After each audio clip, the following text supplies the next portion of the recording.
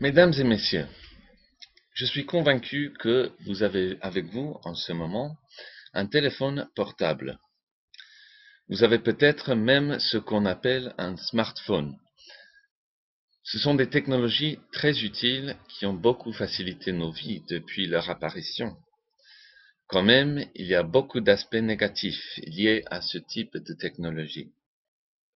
D'abord, nous sommes aujourd'hui de plus en plus distraits, anxieux de voir si on a reçu un email ou un SMS sur nos iPhones. Mais il y a un autre aspect négatif des smartphones dont je voudrais vous parler aujourd'hui. Ce sont les terres rares. Vous avez peut-être déjà entendu parler des terres rares. On en entend parler de plus en plus dans les infos actuellement. Mais que sont les terres rares? Et pourquoi devait-on s'en inquiéter? Il y a 17 métaux qui composent les terres rares. Et en fait, ils ne sont pas aussi rares qu'on le pensait lors de leur découverte au XIXe siècle. Toutefois, ils remplissent souvent des fonctions à la fois spécifiques et cruciales. Ces éléments entrent dans la fabrication des aimants les plus puissants.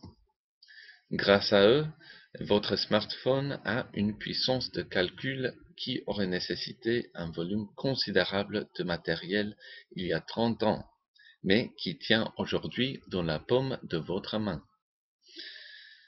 Ils sont aussi indispensables à toutes sortes de technologies écologiques. On trouve du néodyme dans les éoliennes. Les voitures électriques contiennent souvent jusqu'à 9 sortes de terres rares. On trouve des terres rares aussi dans les écrans ALED et les ampoules fluorescentes. Donc, ce sont des matières très utiles. Cependant, le problème, c'est que ces métaux se trouvent toujours en présence d'éléments radioactifs, et les séparer en toute sécurité est un processus complexe. Les mineurs qui en font l'extraction se servent d'équipements lourds pour atteindre le minerai brut. Le minerai est ensuite transporté jusqu'à une raffinerie pour être nettoyé. La procédure nécessite une quantité phénoménale d'énergie, l'équivalent à la quantité nécessaire pour alimenter 50 000 logements. On a besoin de grandes quantités d'eau aussi, l'équivalent de 2 piscines olympiques par jour. Ensuite, les ouvriers font bouillir le liquide et séparent les terres rares des cailloux et des éléments radioactifs. C'est à ce moment que le danger apparaît.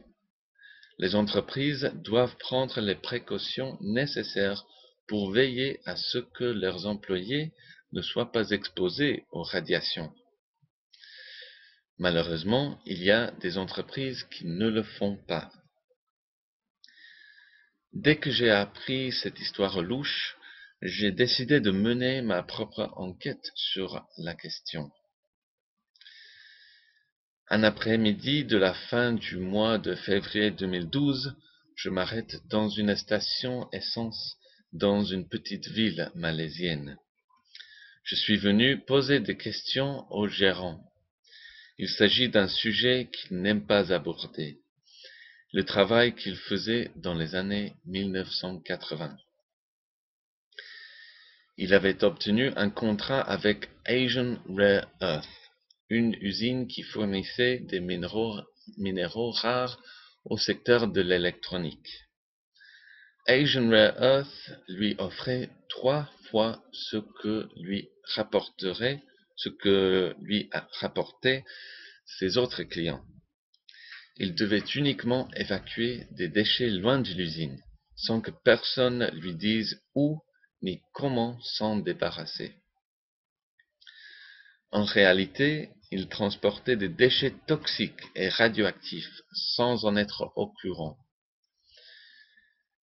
Quelques années plus tard, en 1985, les habitants de la région ont lancé une action en justice qui a poussé le gouvernement à fermer l'usine.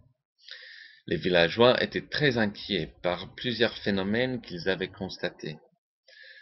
Des femmes qui vivaient près de l'usine avaient fait des fausses couches. D'autres avaient donné naissance à des enfants chétifs. D'autres bébés étaient nés aveugles ou frappés de maladies mentales. Certains souffraient de leucémie. Ce cas est sorti à la lumière au niveau international seulement en mars 2011. À ce moment-là, The New York Times a déclaré que ce projet était la plus grande opération de nettoyage jamais menée dans l'industrie des terres rares. Mesdames et messieurs, il est clair que ce cas-là est une histoire effrayante liée avec les terres rares. Toutefois, en tant que consommateurs, nous ne sommes pas coupables de manière directe de ce type de tragédie. En possédant un smartphone, on n'est pas complètement responsable des actions d'une entreprise en Malaisie.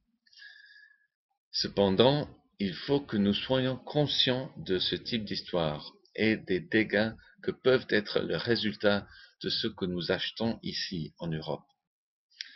En étant conscient des conséquences de notre consommation, on peut réduire la possibilité que des histoires de ce type ne se répètent dans le futur. Merci pour votre attention.